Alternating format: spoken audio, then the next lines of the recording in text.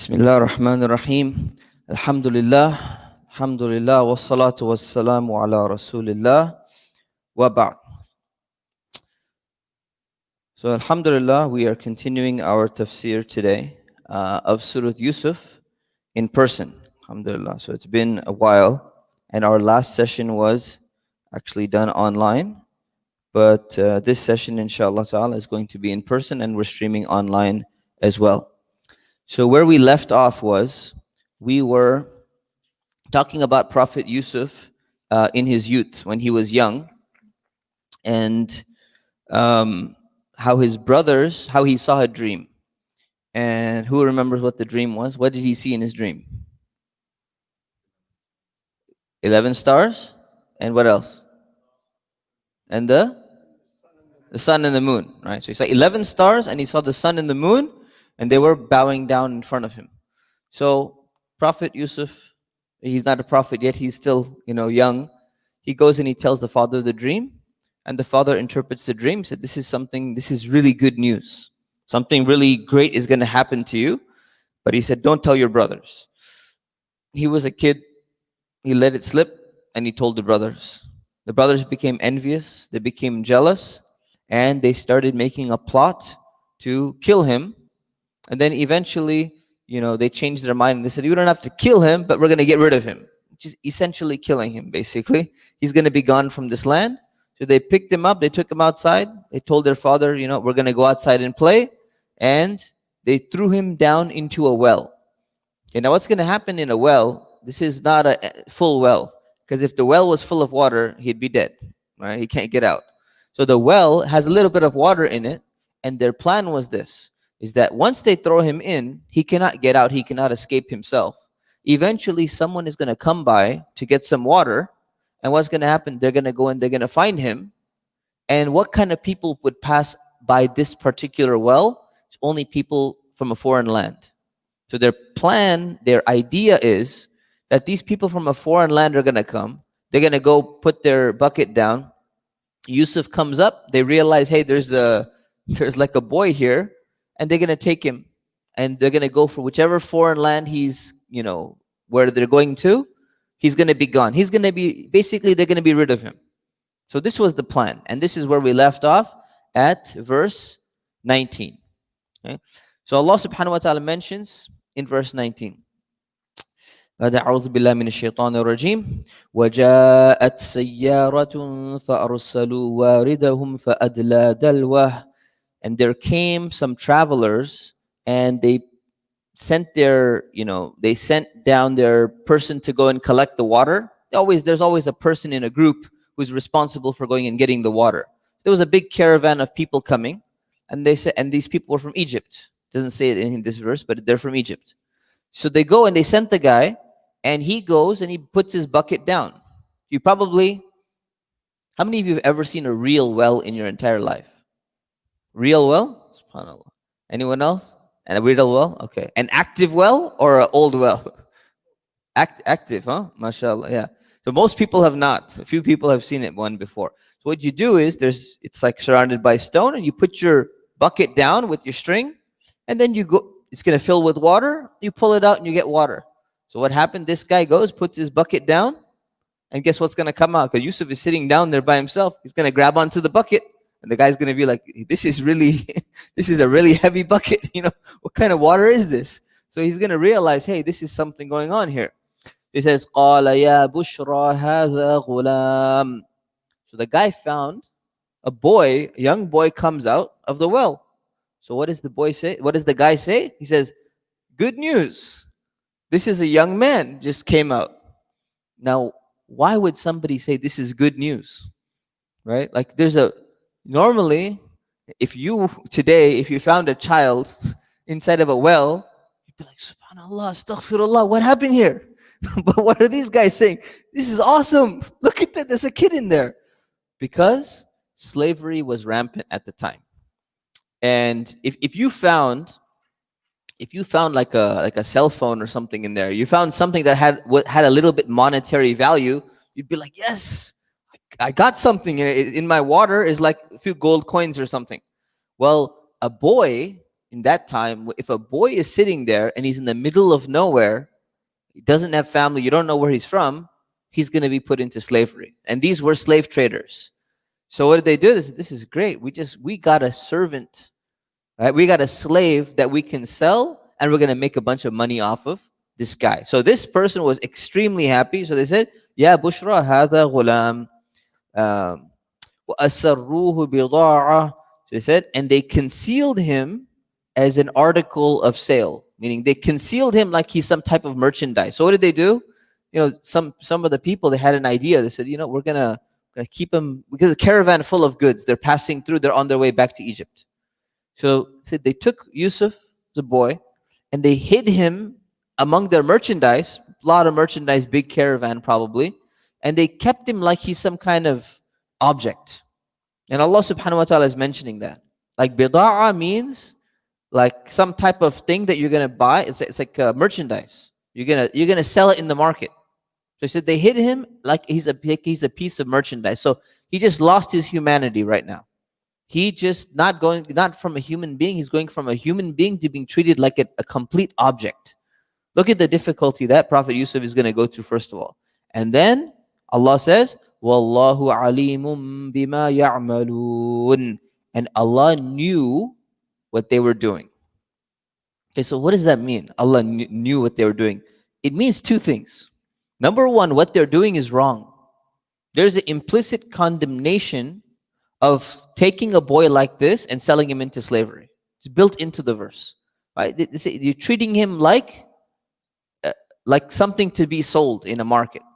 So there's a condemnation of slavery, especially in this form, that is built into the verse. And it's saying, but Allah knows exactly what they're doing, with two meanings. Meaning number one is, Allah knows the mistreatment of this young boy, Yusuf, that's happening. And Allah is going to hold them accountable for that. But there's a second thing. And the second thing is that Allah knows that this is part of the plan of His life. Because what's going to happen at the end of the story, you're going to realize, where is Yusuf? What position, what status does he have? At the end of the story, he has the highest status. And if you look at the beginning of the story, he had a dream. And the dream, he went and told his father, I've seen 11 stars, I've seen the sun and the moon. And the father said, this is a good dream. This is good news of something that's going to happen in the future. So Allah subhanahu wa ta'ala is saying, this is part of the plan to fulfill the good news that was mentioned in the dream for you to get into that good state. So Allah knows both ways exactly what's happening. So sometimes, if you think about this, sometimes somebody does wrong to you. Somebody harms you. Right? Somebody messes with you, makes your life miserable. Okay? And you say, you know what? Allah knows what you're doing. Okay? Allah doesn't just know what the perpetrator is doing. Allah knows the plan that this actually may be the best thing that's ever happened to you in your life.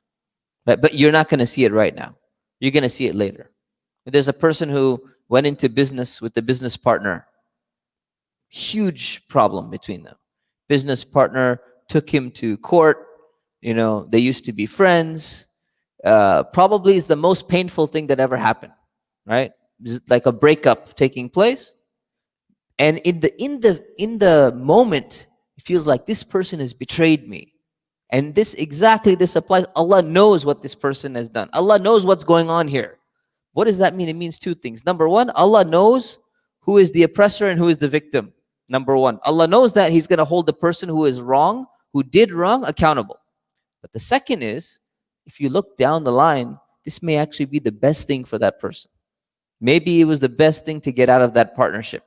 Right now, this person's business is going to flourish like it never would before, but it's going to take some time. But that's part of Allah's plan. It's part of a reward. And that's when we understand that, it helps us to process this. It helps us to digest this and say, you know what? Allah may have a plan for us, a better plan for us than what we thought was best.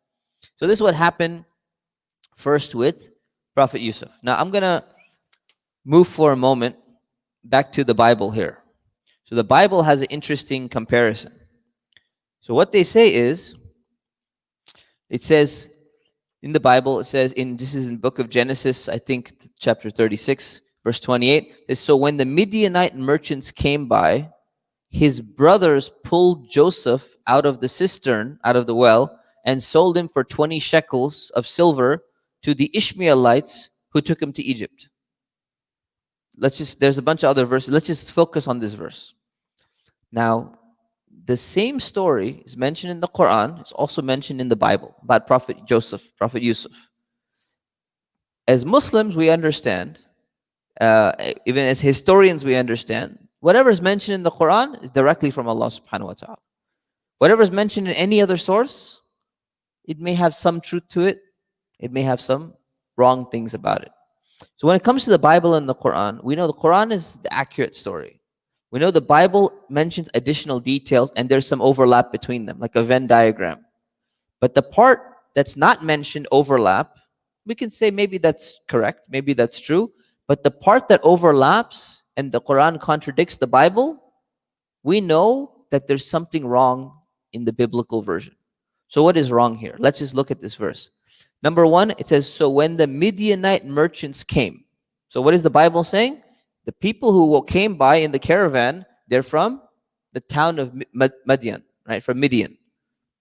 Does that contradict the Quran? It contradicts the Quran? Why? No, so that was my own comment. I added that they came from Egypt. So that was not in the Quran, actually. So then it's fine, right? So it does not contradict the Quran. So were they maybe coming from Midian? Probably. It's on the way to Egypt. So no problem there. We can accept what the Bible says. Okay? Then it says, his brothers pulled Joseph out of the well and they sold him for 20 shekels.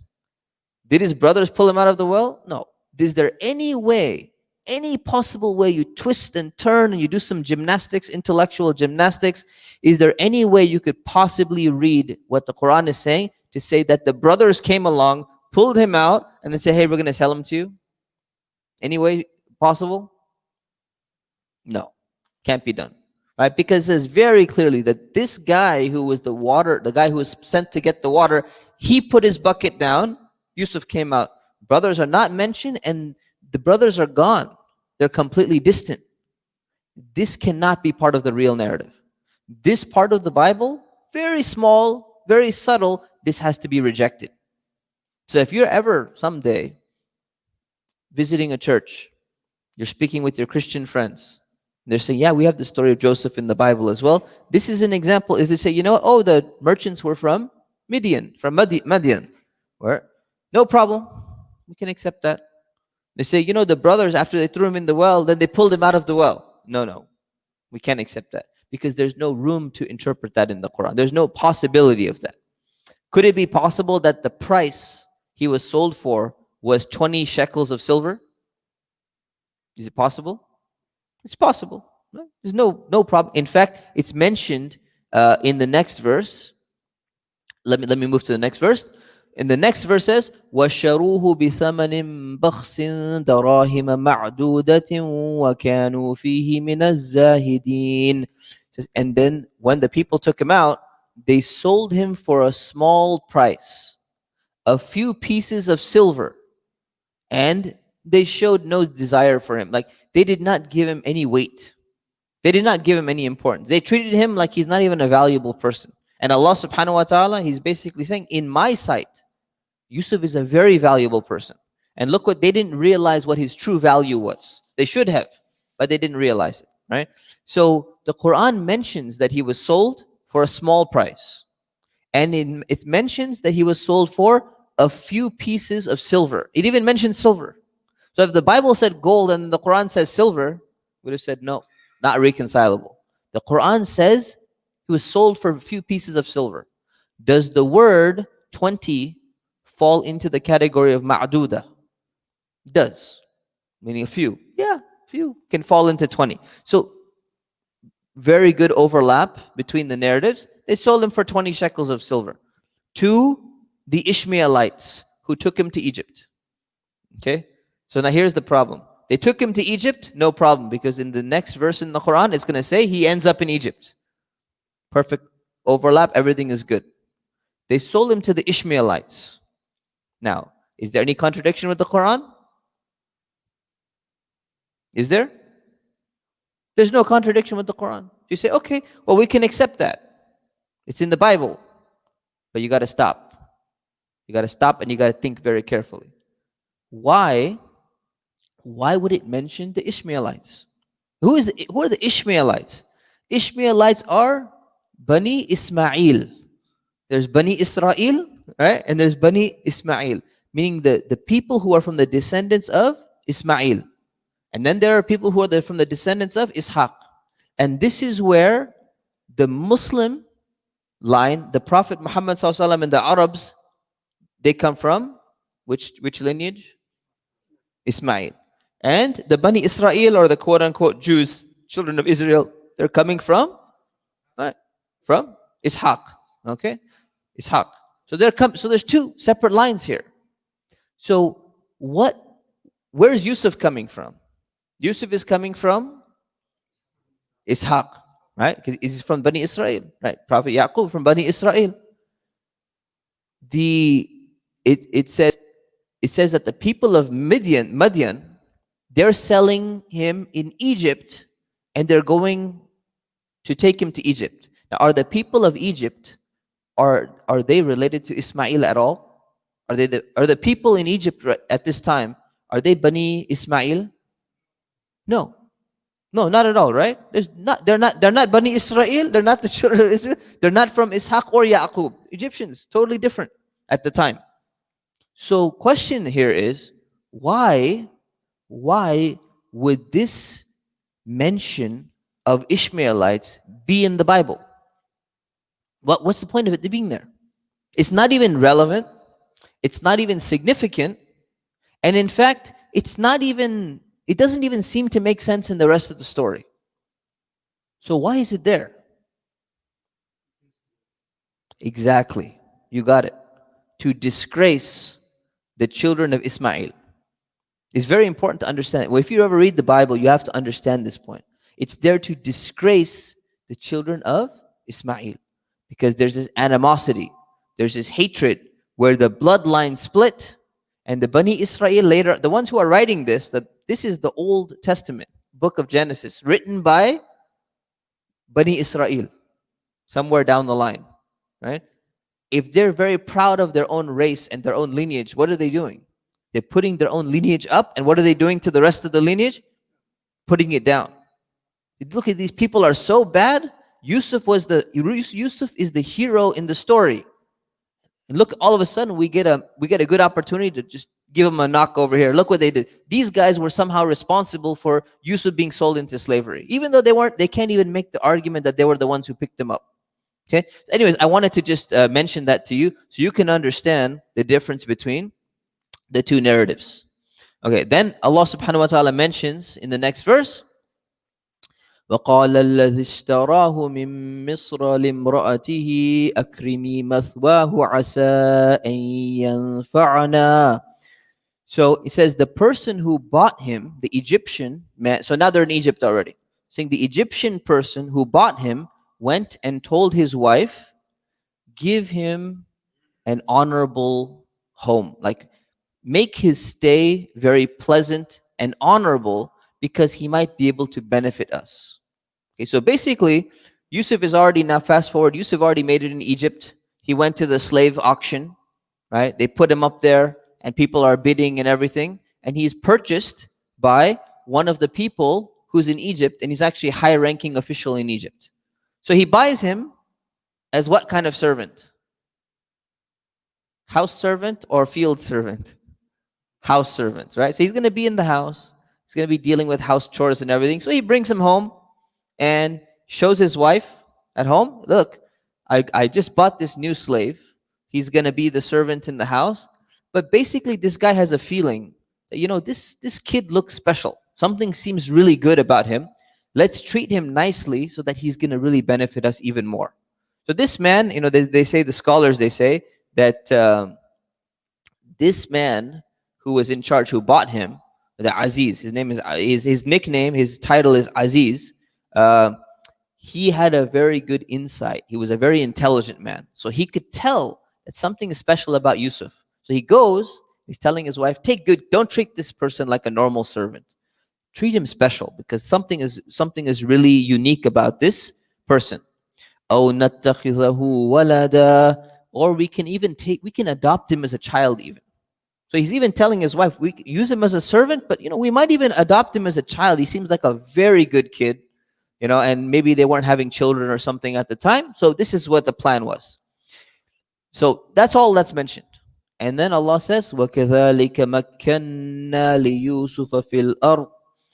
This is how we established Yusuf in the land. So what does that mean, to establish somebody in the land? So Allah subhanahu wa ta'ala is, think about what's happening here. It looks like Yusuf is sold into slavery. He was sold into slavery, worst condition. He's thrown into the well, horrible condition. Betrayed by his brothers, horrible condition. Sold into slavery, gets into Egypt, horrible condition for him. Now he gets into a good house. And Allah is saying these events are leading up to one another, which is going to establish him in the land. Establishing in the land means He's going to give him dunya success. Success in this dunya means we established him firmly in the land. Meaning like your business is prospering, everything is going good for you. So if you read the story until now, it's not looking good at all. But the first step, the first sign of some good light in the light of Yusuf is that he was purchased by a pretty good man who said, we're going to take good care of him. Right? We're going to take good care of him. We're going to treat him properly. So it looks like some good news comes in his life. And Allah's mentioning, look, we're going to treat him good. وَلِنُعَلِّمَهُ مِن تَأْوِيلِ الْأَحَادِيثِ. And we will give him the interpretation of statements. Okay, so ta'wil al-ahadith means two things. Number one, it means that Yusuf is going to have a certain type of wisdom that he is going to be able to interpret and see things that many other people cannot see. He'll have a certain type of wisdom that other people will not have, number one. The other meaning that it has is that some of the statements of people that are the most difficult to interpret are dreams of people. So not only is he going to be able to interpret their statements and be very wise and discerning, but he's going to be able to interpret dreams as well. So Allah is saying, we're going to give him success in the land. We're going to give him power. We're going to give him authority. And number two, we're going to give him the ability to be able to even interpret dreams. وَاللَّهُ غَالِبٌ عَلَىٰ أَمْرِهِ وَلَكِنَّ أَكْثَرَ النَّاسِ لَا يَعْلَمُونَ. And Allah is master of His affair, but most people do not know. And most people do not understand. So basically, Allah subhanahu wa ta'ala is giving all these lessons. Like, here's the thing. If somebody were to recount their own life, and you say, you know what? I was kicked out of my country. My brothers betrayed me. I was sold into slavery. I was treated like a piece of merchandise. When you're going through each one of these points, no one is going to, usually what they do is what? They don't sit there and say, my brothers betrayed me.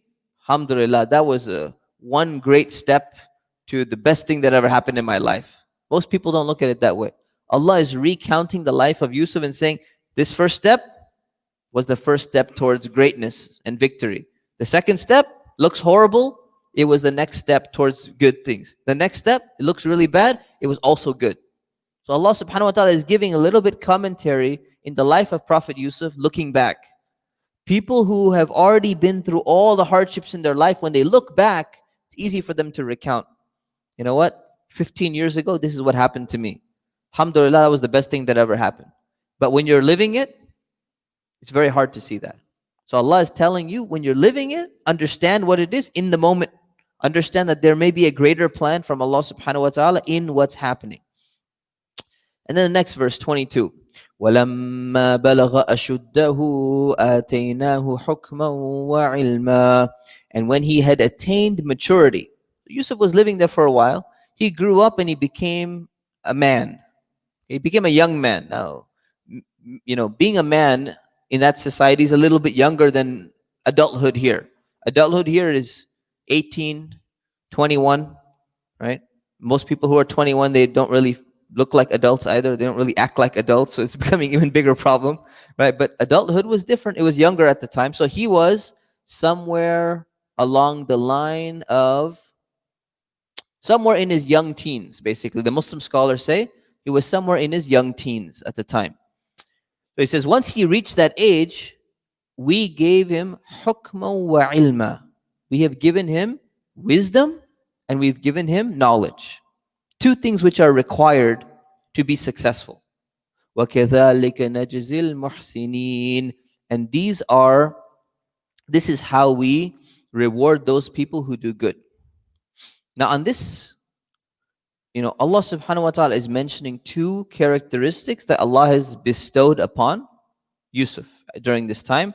And he's mentioning these two attributes that are going to make him stand out. Now we haven't seen the rest of the story, but wisdom and knowledge are both needed. And this is what people don't understand. Sometimes people focus on wisdom. Hukum, in this sense, means the ability to make good decisions, which entails wisdom. Hikmah, hukum, there's a connection between these two words. So hukum means wisdom in this context, and ilm means you have knowledge. Some people, they're very wise.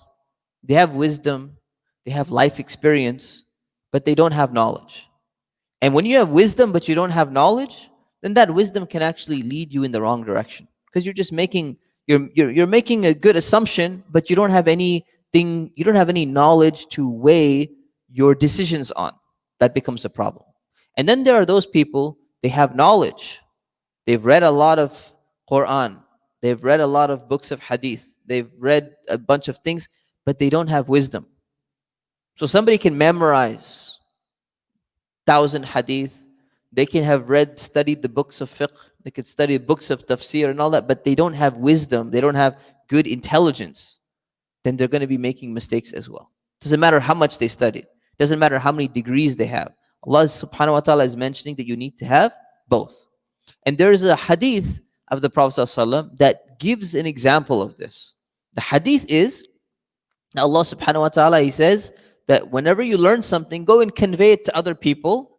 And then He says that it might be that somebody who conveys knowledge to another person, the second person will have a greater fiqh or greater understanding than the first person who got it.